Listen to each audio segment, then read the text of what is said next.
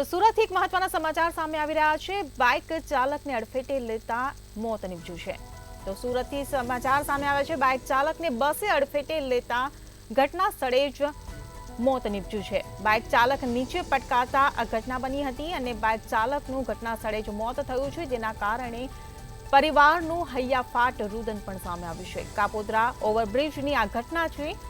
Police મામલા દર્જ કર્યું છે। બાઇક ચાલક નીચે પટકાતા ઘટના સ્થળે જ બાઇક ચાલકનું મોત નીપજ્યું છે।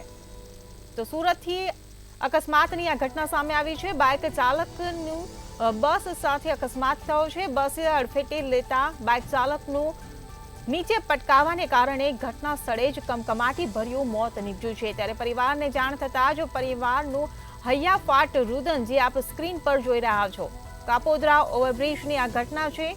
જો કે પોલીસ કાર્યવાહી કરી રહી છે। બાઇક ચાલક નીચે પટકાતા ઘટના સ્થળે જ મોત થયું છે। આ ઘટના બની તે દરમિયાન આસપાસના લોકોનું ટોળું વળી ગયું હતું। સુરત બાઇક ચાલકને બસે અડફેટે લેતા આ બાઇક ચાલકનું ઘટના સ્થળે જ મોત નીપજ્યું છે।